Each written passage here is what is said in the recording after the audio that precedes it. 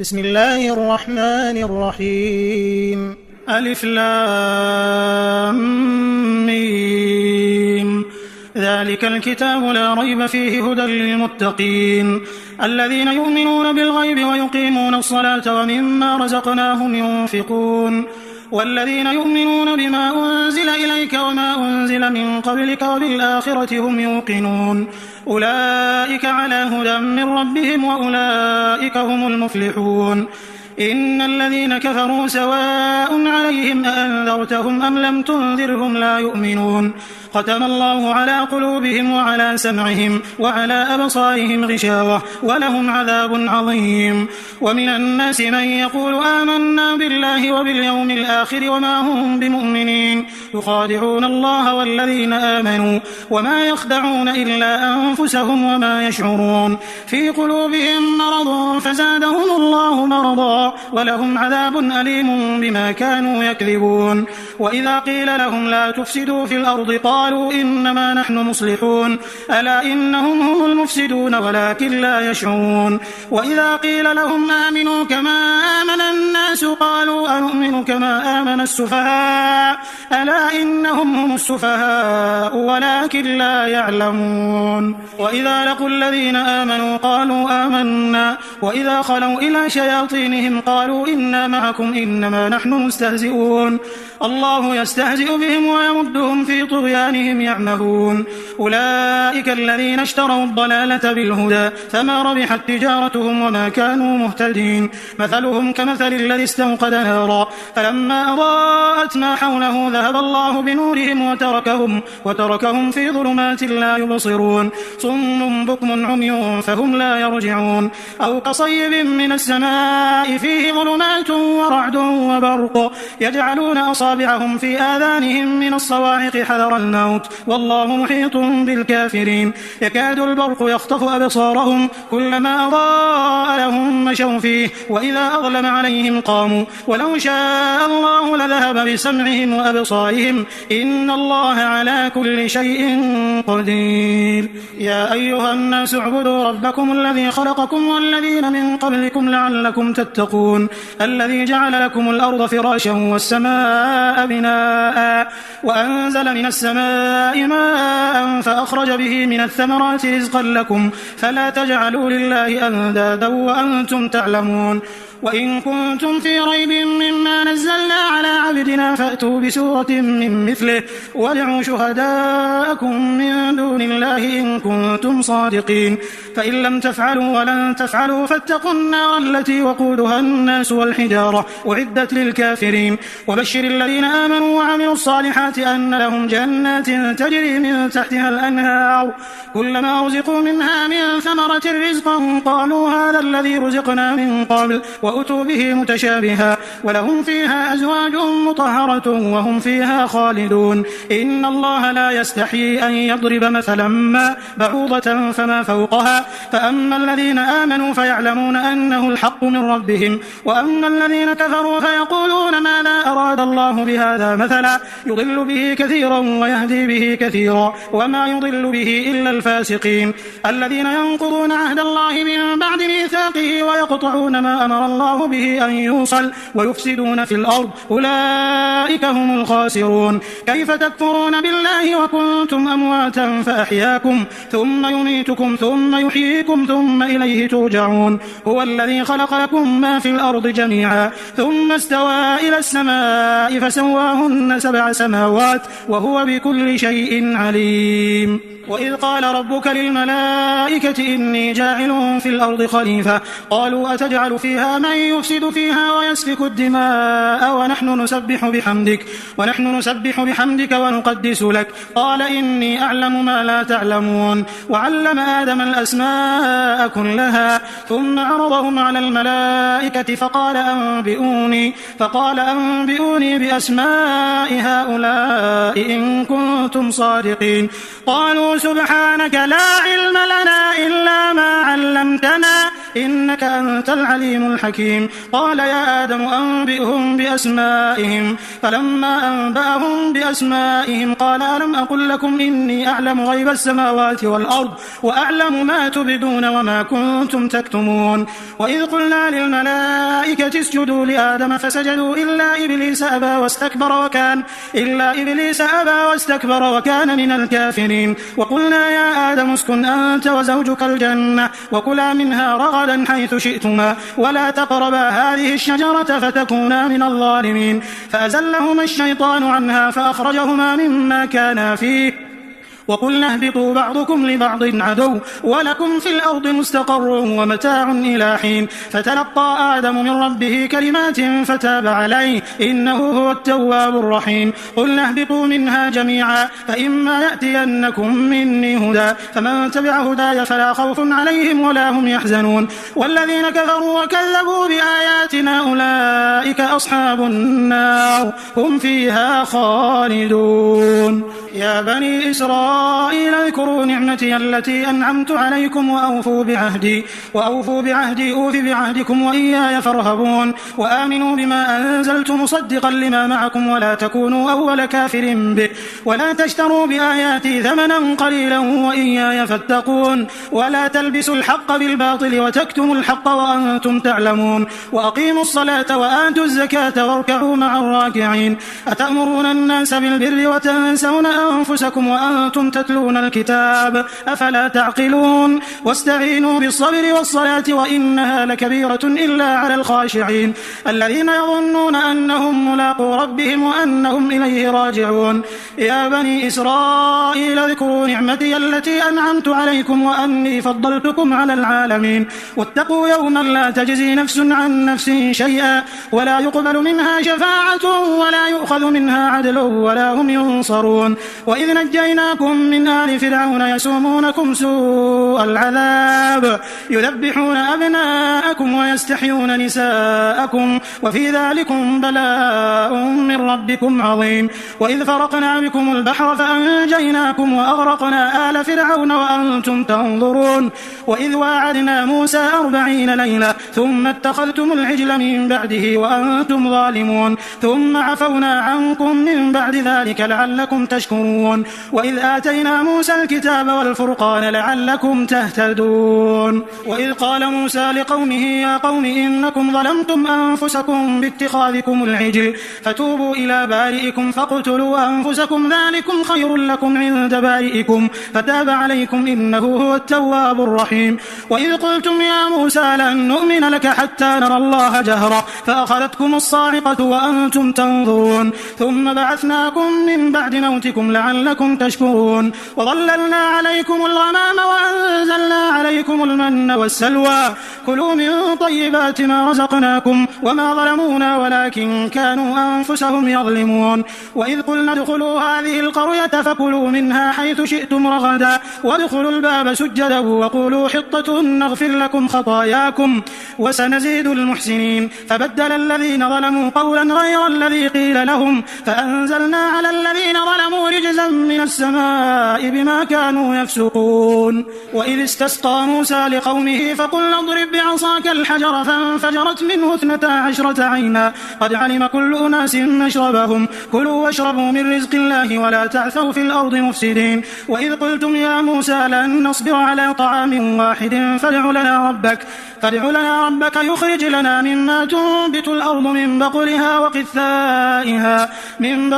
وقثائها وفومها وعدسها وبصلها قال أتستبدلون الذي هو أدنى بالذي هو خير اهبطوا مصرا فإن لكم ما سألتم وضربت عليهم الذلة والمسكنة وباءوا بغضب من الله ذلك بأنهم كانوا يكفرون بآيات الله ويقتلون النبيين بغير الحق ذلك بما عصوا وكانوا يعتدون. إن الذين آمنوا والذين هادوا والنصارى والصابئين من آمن بالله واليوم الآخر وعمل صالحا فلهم أجرهم عند ربهم ولا خوف عليهم ولا هم يحزنون.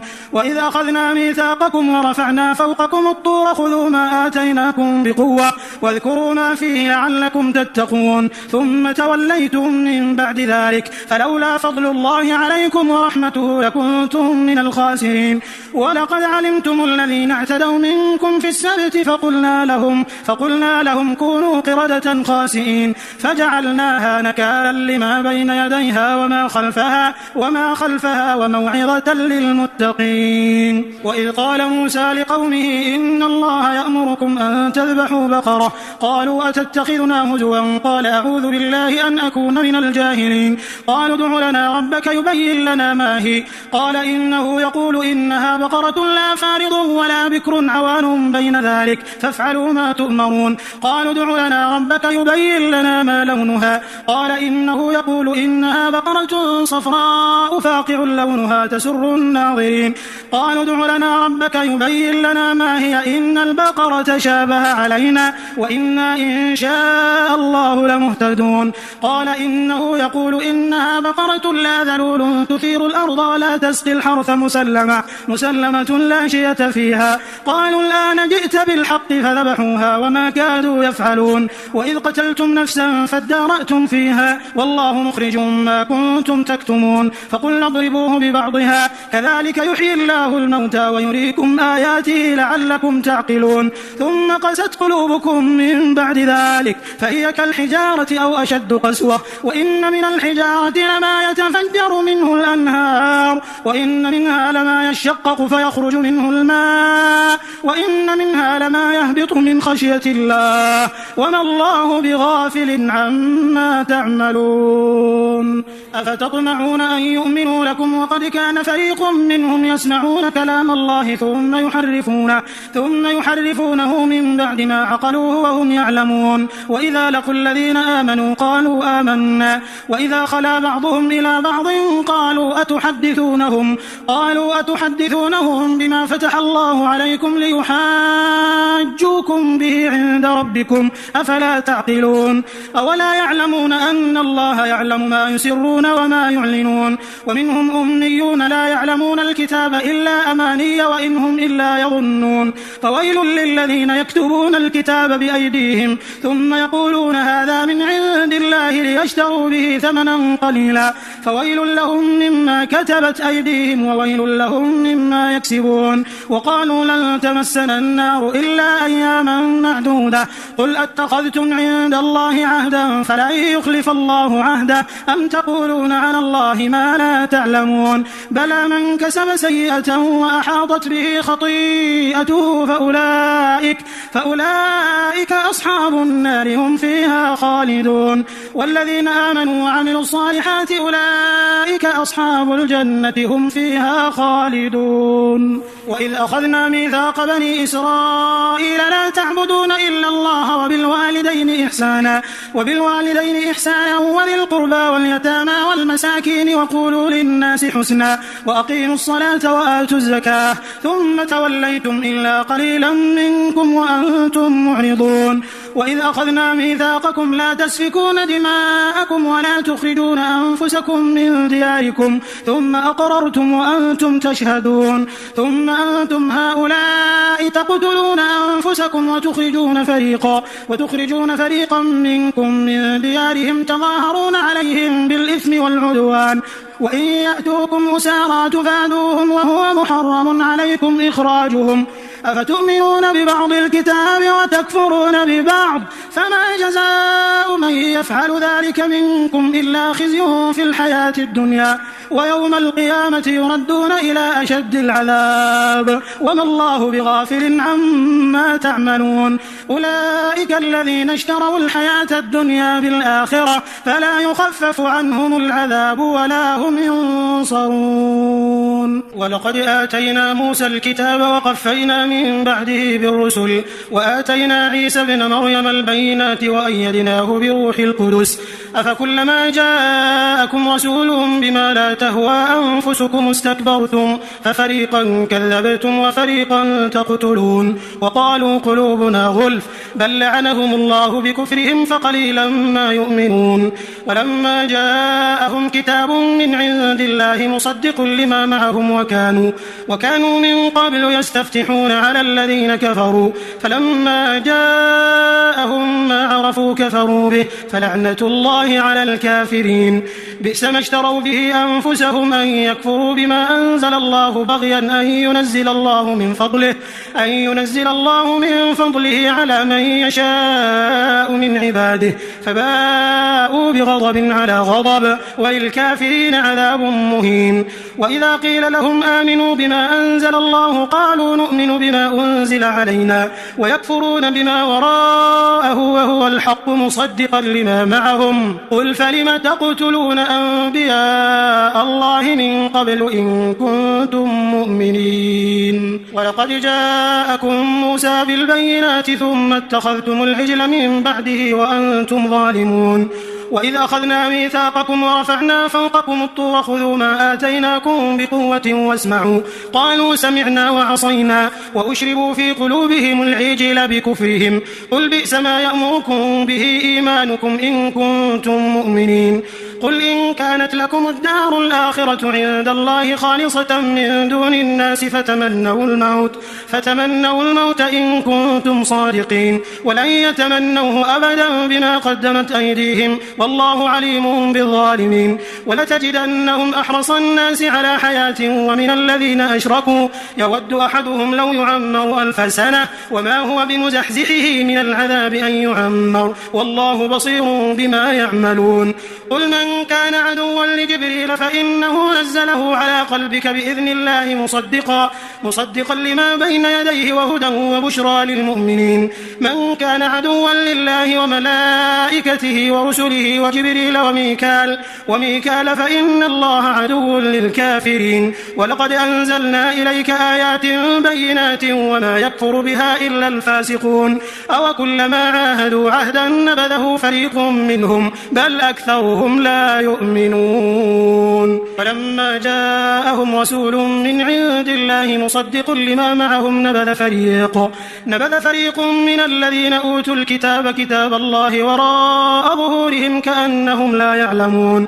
واتبعوا ما تتلو الشياطين على ملك سليمان وما كفر سليمان ولكن الشياطين كفروا يعلمون الناس السحر وما أنزل على الملكين ببابل هاروت وماروت وما يعلمان من أحد حتى يقولا إنما نحن فتنة فلا تكفر فيتعلمون منهما ما يفرقون به بين المرء وزوجه وما هم بضارين به من أحد إلا بإذن الله ويتعلمون ما يضرهم ولا ينفعهم ولقد علموا لمن اشتراه ما له في الآخرة من خلاق ولبئس ما شروا به أنفسهم لو كانوا يعلمون ولو أنهم آمنوا واتقوا لمثوبة من عند الله خير لو كانوا يعلمون يا أيها الذين آمنوا لا تقولوا راعنا وقولوا انظرنا واسمعوا وللكافرين عذاب أليم ما يود الذين كفروا من أهل الكتاب ولا المشركين أن ينزل عليكم من خير من ربكم والله يختص برحمته من يشاء والله ذو الفضل العظيم ما ننسخ من آية أو ننسها نأتي بخير منها أو مثلها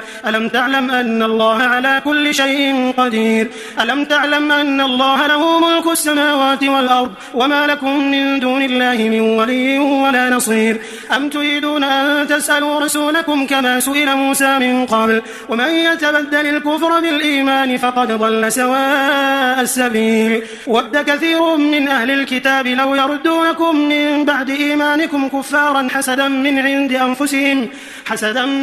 أنفسهم من بعد ما تبين لهم الحق فاعفوا واصفحوا حتى يأتي الله بأمره إن الله على كل شيء قدير وأقيموا الصلاة وآتوا الزكاة وما تقدموا لأنفسكم من خير تجدوه عند الله إن الله بما تعملون بصير وقالوا لن يدخل الجنة إلا من كان هودا أو نصارى تلك أمانيهم قل هاتوا برهانكم إن كنتم صادقين بلى من أسلم وجهه لله وهو محسن فله أجره عند ربه ولا خوف عليهم ولا هم يحزنون. وقالت اليهود ليست النصارى على شيء وقالت النصارى ليست اليهود على شيء وهم يتلون الكتاب كذلك قال الذين لا يعلمون مثل قولهم فالله يحكم بينهم يوم القيامة فيما كانوا فيه يختلفون.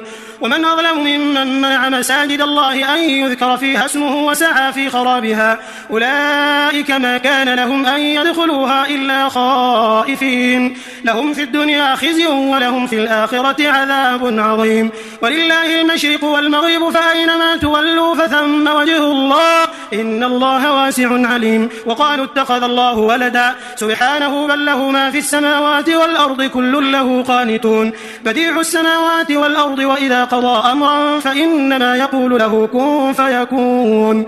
وقال الذين لا يعلمون لولا يكلمنا الله أو تأتينا آية كذلك قال الذين من قبلهم مثل قولهم تشابهت قلوبهم قد بينا الآيات لقوم يوقنون إنا أرسلناك بالحق بشيرا ونذيرا ولا تسأل عن أصحاب الجحيم ولن ترضى عنك اليهود ولا النصارى حتى تتبع ملتهم قل إن هدى الله هو الهدى ولئن اتبعت أهواءهم بعد الذي جاءك من العلم ما لك من الله من ولي ولا نصير. الذين آتيناهم الكتاب يتلونه حق تلاوته أولئك يؤمنون به ومن يكفر به فأولئك هم الخاسرون. يا بني إسرائيل اذكروا نعمتي التي أنعمت عليكم وأني فضلتكم على العالمين واتقوا يوما لا تجزي نفس عن نفس شيئا ولا يقبل منها عدل ولا تنفعها شفاعة ولا هم ينصرون. وإذ ابتلى إبراهيم ربه بكلمات فأتمهم قال إني جاعلك للناس إماما قال ومن ذريتي قال لا ينال عهد الظالمين. وإذ جعلنا البيت مثابة للناس وأمنا واتخذوا من مقام إبراهيم مصلى وعهدنا إلى إبراهيم وإسماعيل أن طهر بيتي للطائفين والعاكفين والركع السجود. وإذ قال إبراهيم رب اجعل هذا بلدا آمنا وارزق أهله من الثمرات من آمن منهم بالله واليوم الآخر قال ومن كفر فأمتعه قليلا ثم أضطره إلى عذاب النار وبئس المصير. وإذ يرفع إبراهيم القواعد من البيت وإسماعيل ربنا تقبل منا إنك أنت السميع العليم ربنا وجعلنا مسلمين لك ومن ذريتنا أمة مسلمة لك وأرنا مناسكنا وتب علينا إنك أنت التواب الرحيم. ربنا وابعث فيهم رسولا منهم يتلو عليهم آياتك ويعلمهم الكتاب والحكمة ويزكيهم إنك أنت العزيز الحكيم. ومن يرغب عن ملة إبراهيم إلا من سفه نفسه ولقد اصطفيناه في الدنيا وإنه في الآخرة لمن الصالحين. إذ قال له ربه أسلم قال أسلمت لرب العالمين. ووصى بها إبراهيم بنيه ويعقوب يا بني إن الله اصطفى لكم الدين فلا تموتن إلا وأنتم مسلمون. أم كنتم شهداء إذ حضر يعقوب الموت إذ قال لبنيه ما تعبدون من بعدي قالوا نعبد إلهك وإله آبائك إبراهيم وإسماعيل وإسحاق إلها واحدا ونحن له مسلمون. تلك أمة قد خلت لها ما كسبت ولكم ما كسبتم ولا تسألون عما كانوا يعملون. وقالوا كونوا هودا أو نصارى تهتدوا قل بل ملة إبراهيم حنيفا وما كان من المشركين. قولوا آمنا بالله وما أنزل إلينا وما أنزل إلى إبراهيم وإسماعيل وإسحاق ويعقوب والأسباط وما أوتي موسى وعيسى وما أوتي النبيون من ربهم لا نفرق بين أحد منهم ونحن له مسلمون.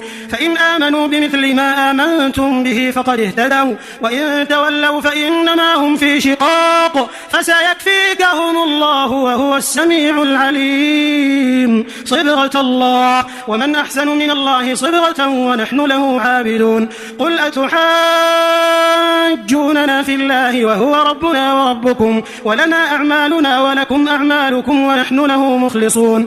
أم تقولون إن إبراهيم وإسماعيل وإسحاق ويعقوب والأسباط كانوا هودا أو نصارى قل أنتم أعلم أم الله ومن أظلم ممن كتم شهادة عنده من الله وما الله بغافل عما تعملون. تلك أمة قد خلت لها ما كسبت ولكم ما كسبتم ولا تسألون عما كانوا يعملون. سيقول السفهاء من الناس ما ولاهم عن قبلتهم التي كانوا عليها قل لله المشرق والمغرب يهدي من يشاء إلى صراط مستقيم. وكذلك جعلناكم أمة وسطا لتكونوا شهداء على الناس ويكون الرسول عليكم شهيدا. وما جعلنا القبلة التي كنت عليها إلا لنعلم من يتبع الرسول ممن ينقلب على عقبيه وإن كانت لكبيرة إلا على الذين هدى الله وما كان الله ليضيع إيمانكم إن الله بالناس لرؤوف رحيم. قد نرى تقلب وجهك في السماء فلنولينك قبلة ترضاها فول وجهك شطر المسجد الحرام وحيث ما كنتم فولوا وجوهكم شطره وإن الذين أوتوا الكتاب ليعلمون أنه الحق من ربهم وما الله بغافل عما يعملون. ولئن أتيت الذين أوتوا الكتاب بكل آية ما تبعوا قبلتك وما أنت بتابع قبلتهم وما بعضهم بتابع قبلة بعض ولئن اتبعت أهواءهم من بعد ما جاءك من العلم إنك إذا لمن الظالمين.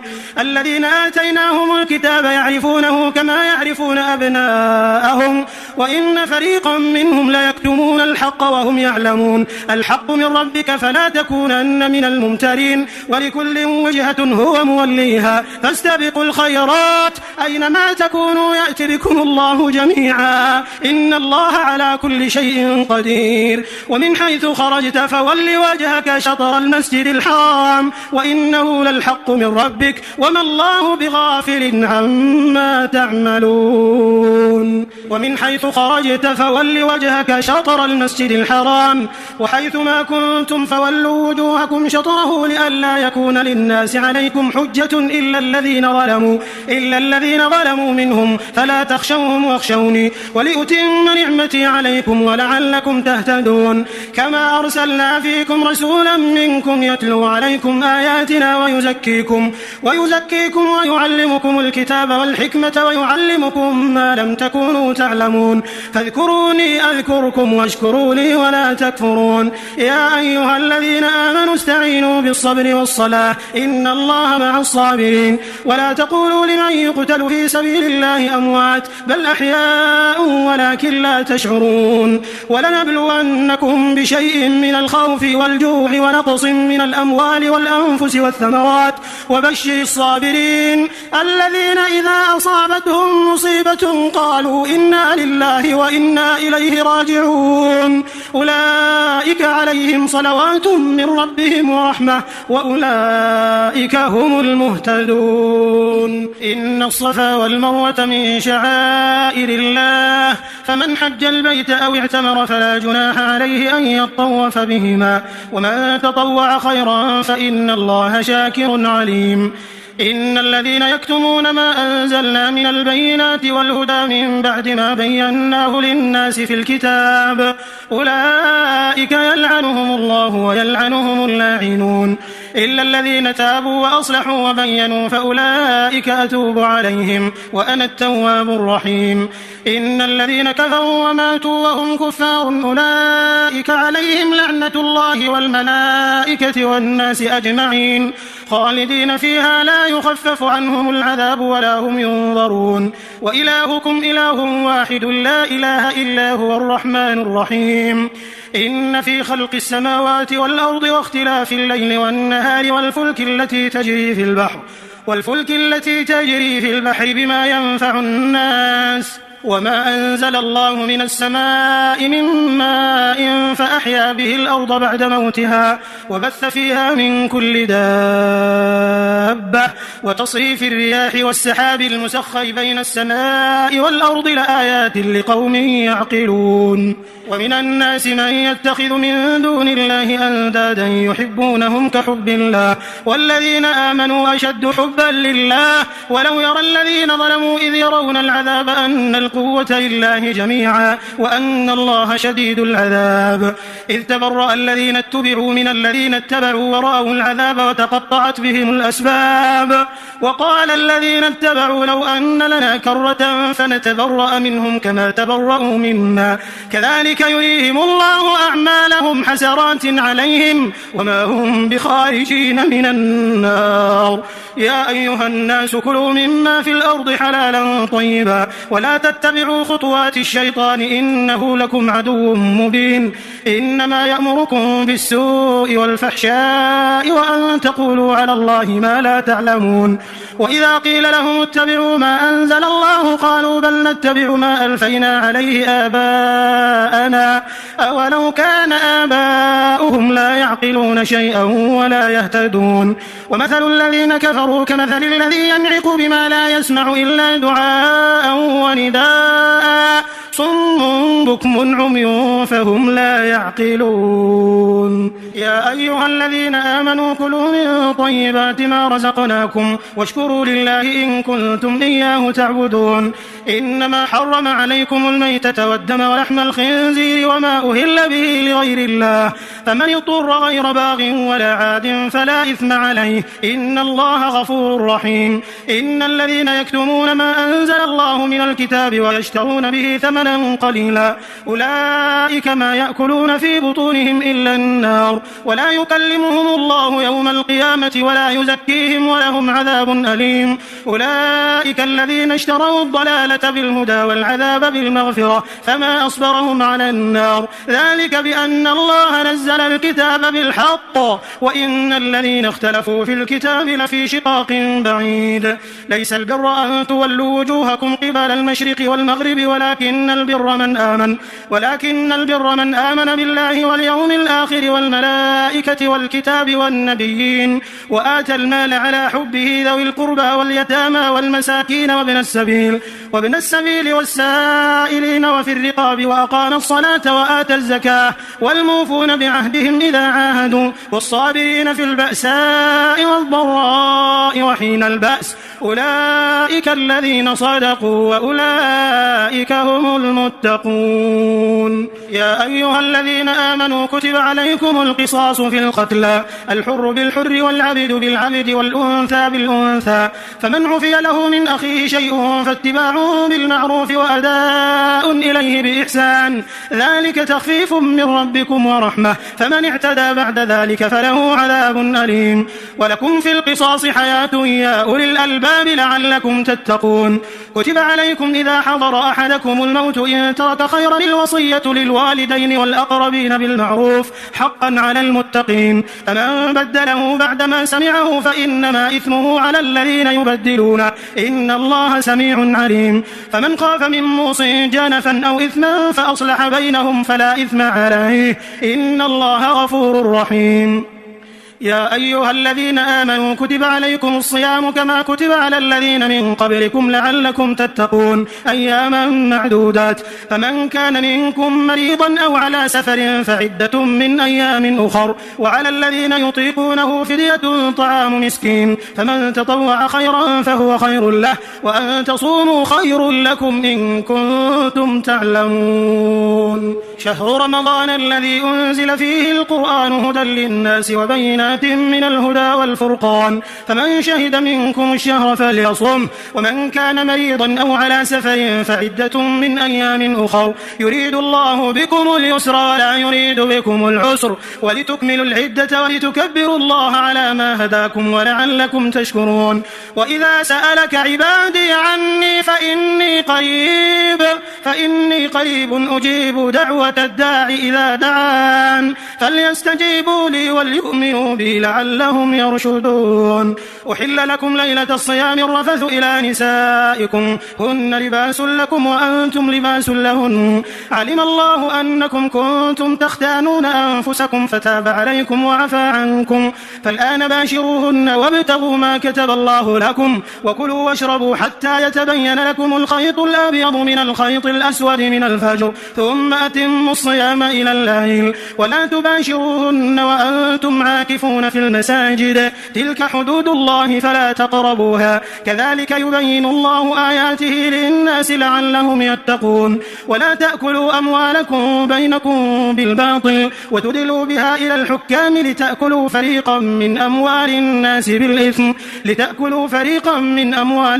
بالإثم وأنتم تعلمون. يسألونك عن الأهلة قل هي مواقيت للناس والحج وليس البر بأن تأتوا البيوت من ظهورها ولكن البر من اتقى وأتوا البيوت من أبوابها واتقوا الله لعلكم تفلحون. وقاتلوا في سبيل الله الذين يقاتلونكم ولا تعتدوا إن الله لا يحب المعتدين. وقتلوهم حيث ثقفتموهم وأخرجوهم من حيث أخرجوكم والفتنة أشد من القتل ولا تقاتلوهم عند المسجد الحرام حتى يقاتلوكم فيه فإن قاتلوكم فاقتلوهم كذلك جزاء الكافرين فإن انتهوا فإن الله غفور رحيم. وقاتلوهم حتى لا تكون فتنة ويكون الدين لله فإن انتهوا فلا عدوان إلا على الظالمين. الشهر الحرام بالشهر الحرام والحرمات قصاص فمن اعتدى عليكم فاعتدوا عليه بمثل ما اعتدى عليكم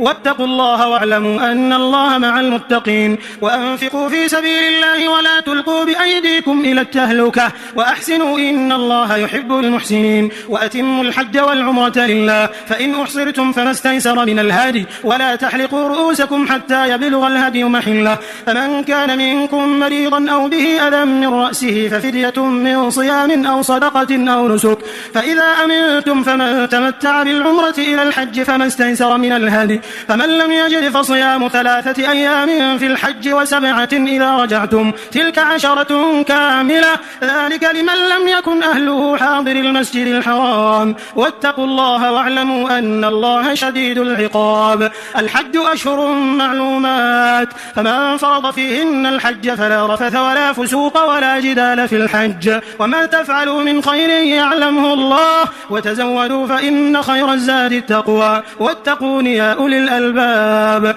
ليس عليكم جناح أن تبتغوا فضلا من ربكم فإذا أفضتم من عرفات فاذكروا الله عند المشعر الحرام واذكروه كما هداكم وإن كنتم من قبله لمن الضالين ثم أفيضوا من حيث أفاض الناس واستغفروا الله إن الله غفور رحيم. فإذا قضيتم مناسككم فاذكروا الله كذكركم آباءكم أو أشد ذكرا فمن الناس من يقول ربنا آتنا في الدنيا وما له في الآخرة من خلاق ومنهم من يقول ربنا آتنا في الدنيا حسنة وفي الآخرة حسنة وقنا عذاب النار أولئك لهم نصيب مما كسبوا والله سريع الحساب. واذكروا الله في أيام معدودات فمن تعجل في يومين فلا إثم عليه ومن تأخر فلا إثم عليه لمن اتقى واتقوا الله واعلموا أنكم إليه تحشرون. ومن الناس من يعجبك قوله في الحياة الدنيا ويشهد الله على ما في قلبه وهو ألد الخصام وإذا تولى سعى في الأرض ليفسد فيها ويهلك الحرث والنسل والله لا يحب الفساد. وإذا قيل له اتق الله أخذته العزة بالإثم فحسبه جهنم ولبئس المهاد.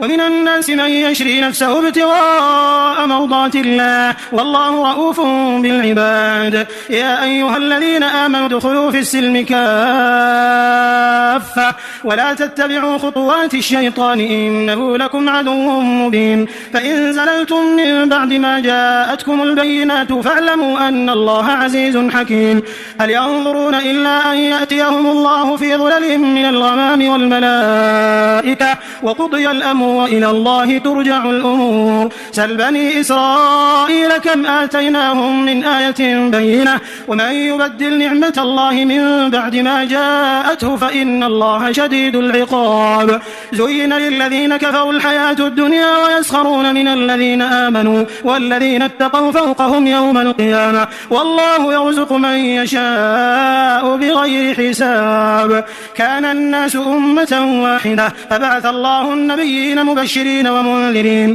وأنزل معهم الكتاب بالحق ليحكم بين الناس فيما اختلفوا فيه وما اختلف فيه إلا الذين أوتوه من بعد ما جاءتهم البينات بغيا بينهم فهدى الله الذين آمنوا لما اختلفوا فيه من الحق بإذنه والله يهدي من يشاء إلى صراط مستقيم أم حسبتم أن تدخلوا الجنة ولما يأتكم مثل الذين خلوا من قبلكم مستهم البأساء والضراء وزلزلوا حتى يقول الرسول والذين آمنوا معه متى نصر الله ألا إن نصر الله قريب يسألونك ماذا ينفقون قل ما أنفقتم من خير فللوالدين والأقربين واليتامى والمساكين وابن السبيل وما تفعلوا من خير فإن الله به عليم كتب عليكم القتال وهو كره لكم وعسى أن تكرهوا شيئا وهو خير لكم وعسى أن تحبوا شيئا وهو شر لكم والله يعلم وأنتم لا تعلمون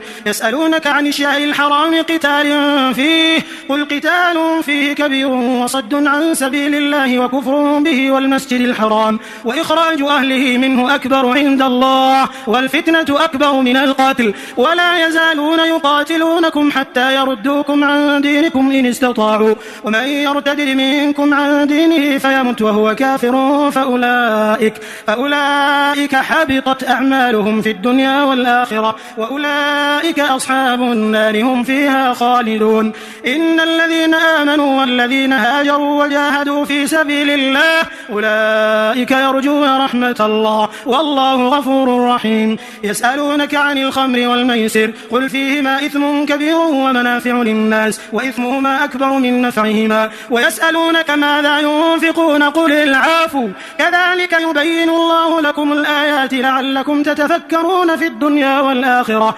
ويسألونك عن اليتامى قل إصلاح لهم خير وإن تخالطوهم فإخوانكم والله يعلم المفسد من المصلح ولو شاء الله لأعنتكم إن الله عزيز حكيم ولا تنكحوا المشركات حتى يؤمنوا ولأمة مؤمنة خير من مشركة ولو أعجبتكم ولا تنكحوا المشركين حتى يؤمنوا ولعبد مؤمن خير من مشرك ولو أعجبكم أولئك يدعون إلى النار والله يدعو إلى الجنة والمغفرة بإذنه ويبين آياته للناس لعلهم يتذكرون ويسألونك عن المحيض قل هو أذى فاعتزلوا النساء في المحيض ولا تقربوهن حتى يطهرن فإذا تطهرن فأتوهن من حيث أمركم الله إن الله يحب التوابين ويحب المتطهرين نساؤكم حرث لكم فأتوا حرثكم أن شئتم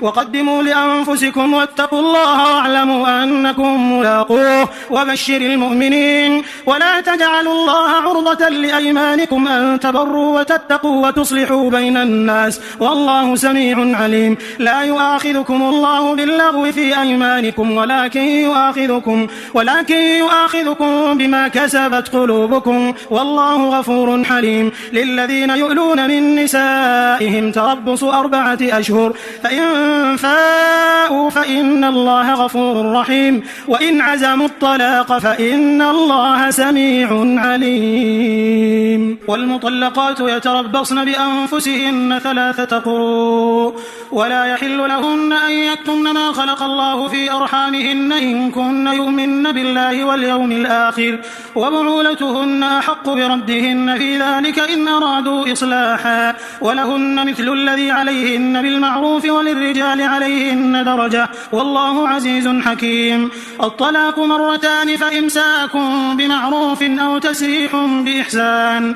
ولا يحل لكم أن تأخذوا مما آتيتموهن شيئا إلا أن يخافا ألا يقيما حدود الله، فإن خفتم ألا يقيما حدود الله فلا جناح عليهما فيما افتدت به، تلك حدود الله فلا تعتدوها، ومن يتعد حدود الله فأولئك هم الظالمون. فإن طلقها فلا تحل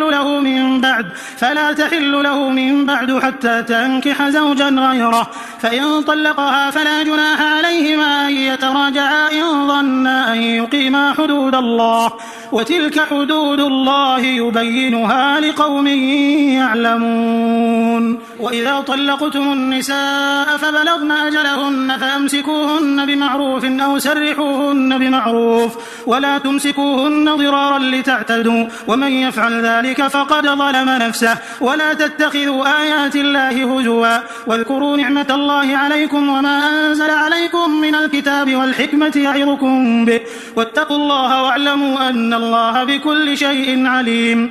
وإذا طلقتم النساء فبلغن أجلهن فلا تعضلوهن أن ينكحن أزواجهن إذا تراضوا بينهم بالمعروف، ذلك يوعظ به من كان منكم يؤمن بالله واليوم الآخر، ذلكم أزكى لكم وأطهر، والله يعلم وأنتم لا تعلمون. والوالدات يرضعن أولادهن حولين كاملين لمن أراد أن يتم الرضاعة، وعلى المولود له رزقهن وكسوتهن بالمعروف، لا تكلف نفس إلا وسعها، لا تضار والدة بولدها ولا مولود له بولده، وعلى الوارث مثل ذلك، فإن أرادا فصالا عن تراض منهما وتشاور فلا جناح عليهما. وإن أردتم أن تسترضعوا أولادكم فلا جناح عليكم إذا سلمتم ما آتيتم بالمعروف، واتقوا الله واعلموا أن الله بما تعملون بصير. والذين يتوفون منكم ويذرون أزواجا يتربصن بأنفسهن 4 أشهر و10، فإذا بلغن أجلهن فلا جناح عليكم فيما فعلن في أنفسهن بالمعروف، والله بما تعملون خبير. ولا جناح عليكم فيما عرضتم به من خطبة النساء أو أكننتم في أنفسكم، علم الله أنكم ستذكرونهن ولكن لا تواعدوهن سرا إلا أن تقولوا قولا معروفا، ولا تعزموا عقدة النكاح حتى يبلغ الكتاب أجله، واعلموا أن الله يعلم ما في أنفسكم فاحذروه، واعلموا أن الله غفور حليم. لا جناح عليكم إن طلقتم النساء ما لم تمسوهن أو تفرضوا لهن فريضة، ومتعوهن على الموسع قدره وعلى المقتر قدره متاعا بالمعروف حقا على المحسنين. وإن طلقتموهن من قبل أن تمسوهن وقد فرضتم لهن فريضة فنصف ما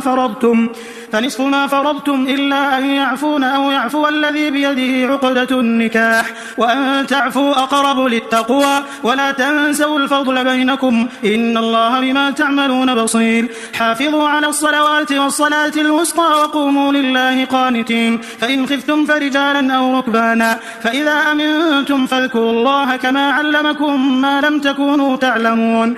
والذين يتوفون منكم ويذرون أزواجا وصية لأزواجهم متاعا إلى الحول غير إخراج، فإن خرجن فلا جناح عليكم فيما فعلن في أنفسهن من معروف، والله عزيز حكيم. وللمطلقات متاع بالمعروف حقا على المتقين، كذلك يبين الله لكم آياته لعلكم تعقلون. ألم تر إلى الذين خرجوا من ديارهم وهم ألوف حذر الموت فقال لهم الله موتوا ثم أحياهم، إن الله لذو فضل على الناس ولكن أكثر الناس لا يشكرون. وقاتلوا في سبيل الله واعلموا أن الله سميع عليم. من ذا الذي يقرض الله قرضا حسنا فيضاعفه له أضعافا كثيرة، والله يقبض ويبسط وإليه ترجعون.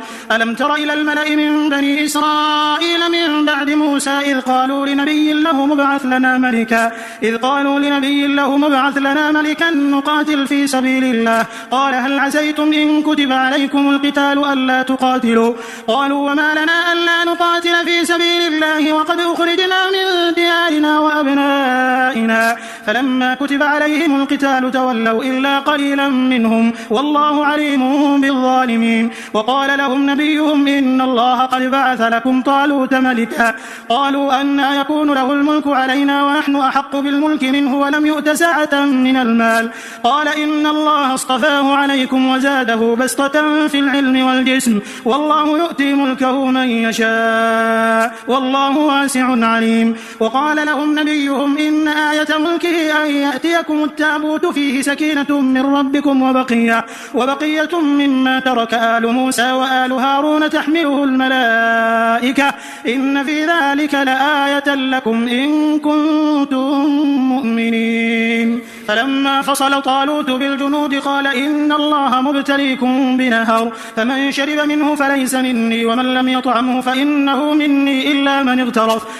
من اغترف غرفة بيده فشربوا منه إلا قليلا منهم. فلما جاوزه هو والذين آمنوا معه قالوا لا طاقة لنا اليوم بجالوت وجنوده قال الذين يظنون أنهم ملاقوا الله كم من فئة قليلة غلبت فئة كثيرة بإذن الله والله مع الصابرين. ولما برزوا لجالوت وجنوده قالوا ربنا أفرغ علينا صبرا وثبت أقدامنا وانصرنا على القوم الكافرين فهزموهم بإذن الله. وقتل داود جالوت وآتاه الله الملك والحكمة وعلمه مما يشاء ولولا دفع الله الناس بعضهم ببعض لفسدت الأرض ولكن الله ذو فضل على العالمين. تلك آيات الله نتلوها عليك بالحق وإنك لمن المرسلين. تلك الرسل فضلنا بعضهم على بعض منهم من كلم الله ورفع بعضهم درجات وآتينا عيسى ابن مريم البينات وأيدناه بروح القدس ولو شاء الله ما اقتتل الذين من بعدهم من بعد ما جاءتهم البينات ولكن اختلفوا فمنهم من آمن ومنهم من كفر ولو شاء الله ما اقتتلوا ولكن الله يفعل ما يريد. يا أيها الذين آمنوا أنفقوا مما رزقناكم من قبل أن يأتي يوم لا بيع فيه ولا خلة ولا شفاعة والكافرون هم الظالمون. الله لا إله إلا هو الحي القيوم لا تأخذه سنة ولا نوم له ما في السماوات وما في الأرض من ذا الذي يشفع عنده إلا بإذنه يعلم ما بين أيديهم وما خلفهم ولا يحيطون بشيء من علمه إلا بما شاء وسع كرسيه السماوات والأرض ولا يؤوده حفظهما وهو العلي العظيم. لا إكراه في الدين قد تبين الرشد من الغي فمن يكفر بالطاغوت ويؤمن بالله فقد استمسك بالعروة الوثقى لا انفصام لها والله سميع عليم. الله ولي الذين آمنوا يخرجهم من الظلمات إلى النور والذين كفروا أولياؤهم الطاغوت يخرجونهم من النور إلى الظلمات أولئك أصحاب النار هم فيها خالدون. ألم تر إلى الذي حاج إبراهيم في ربه أن آتاه الله الملك إذ قال إبراهيم ربي الذي يحيي ويميت قال أنا أحيي وأميت قال إبراهيم فإن الله يأتي بالشمس من المشرق فأت بها من المغرب فبهت الذي كفر والله لا يهدي القوم الظالمين. أو كالذي مر على قرية وهي خاوية على عروشها قال أنى يحيي هذه الله بعد موتها فأماته الله 100 عام ثم بعثه قال كم لبثت قال لبثت يوما أو بعض يوم قال بل لبثت 100 عام فانظر إلى طعامك وشرابك لم يتسنه وانظر إلى حمارك ولنجعلك آية للناس وانظر إلى العظام كيف ننشزها ثم نكسوها لحما فلما تبين له قال أعلم أن الله على كل شيء قدير. وإذ قال إبراهيم رب أرني كيف تحيي الموتى قال أولم تؤمن قال بلى ولكن ليطمئن قلبي قال فخذ 4 من الطير فصرهن إليك ثم اجعل على كل جبل منهن جزءا ثم ادعهن يأتينك سعيا واعلم أن الله عزيز حكيم.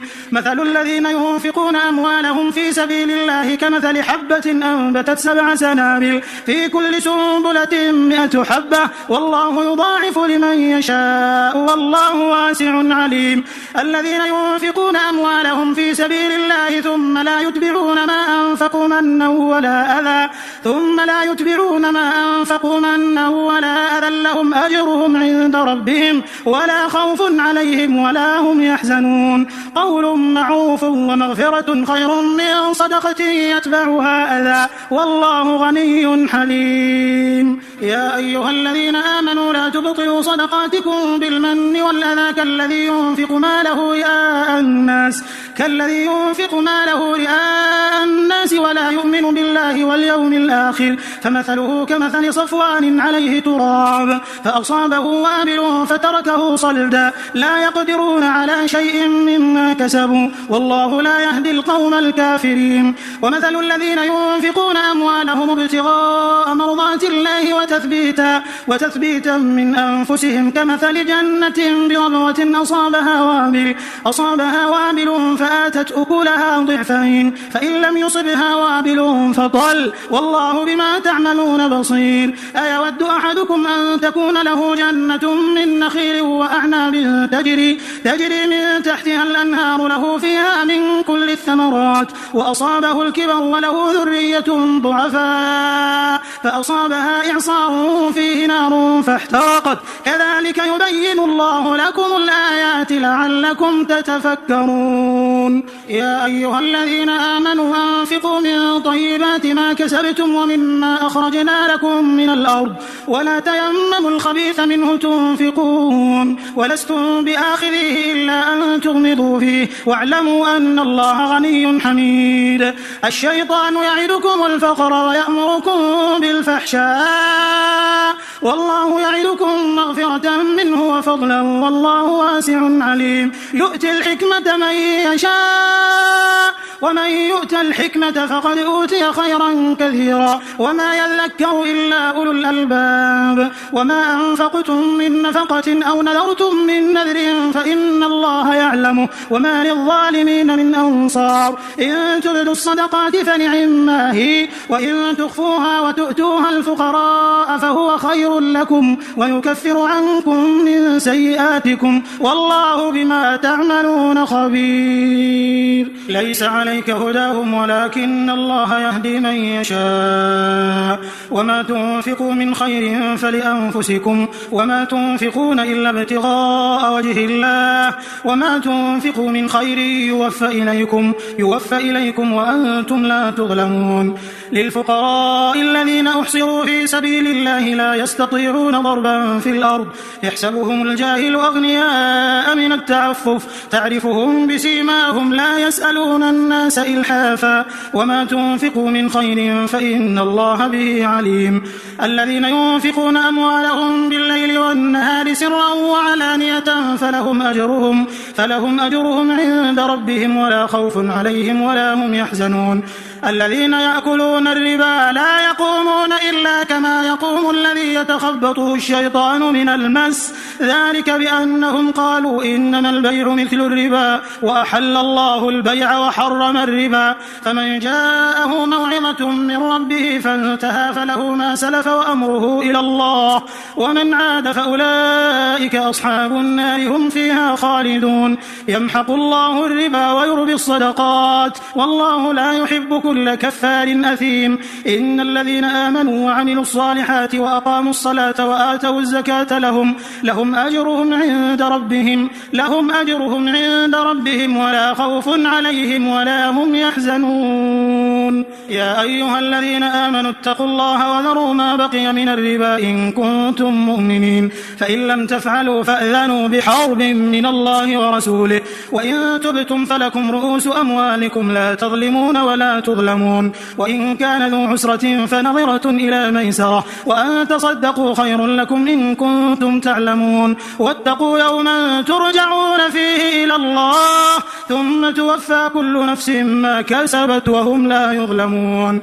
يا أيها الذين آمنوا إذا تداينتم بدين إلى أجل مسمى فاكتبوه وليكتب بينكم كاتب بالعدل ولا يأب كاتب أن يكتب كما علمه الله فليكتب وليملل الذي عليه الحق وليتق الله ربه ولا يبخس منه شيئا فإن كان الذي عليه الحق سفيها أو ضعيفا أو لا يستطيع أن يمل هو فليملل وليه بالعدل واستشهدوا شهيدين من رجالكم فإن لم يكونا رجلين فرجل وامرأتان ممن ترضون من الشهداء أن تضل إحداهما فتذكر إحداهما الأخرى ولا يأبى الشهداء إذا ما دعوا ولا تسأموا أن تكتبوه صغيرا أو كبيرا إلى أجله ذلكم أقسط عند الله وأقوم للشهادة وأدنى ألا ترتابوا إلا أن تكون تجارة حاضرة تديرونها بينكم فليس عليكم جناح ألا تكتبوها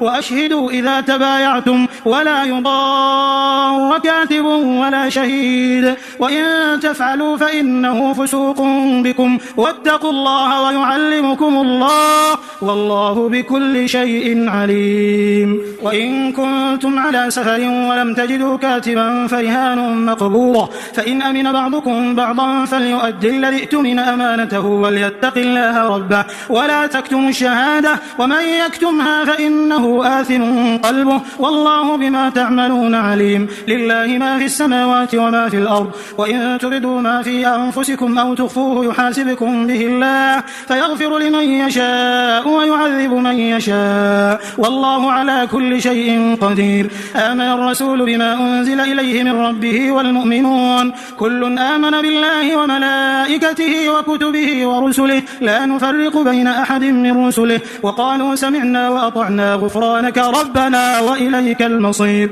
لا يكلف الله نفسا إلا وسعها لها ما كسبت وعليها ما اكتسبت ربنا لا تؤاخذنا إن نسينا أو أخطأنا ربنا ولا تحمل علينا إصرا كما حملته على الذين من قبلنا ربنا ولا تحملنا ما لا طاقة لنا به واعف عنا واغفر لنا وارحمنا أنت مولانا فانصرنا على القوم الكافرين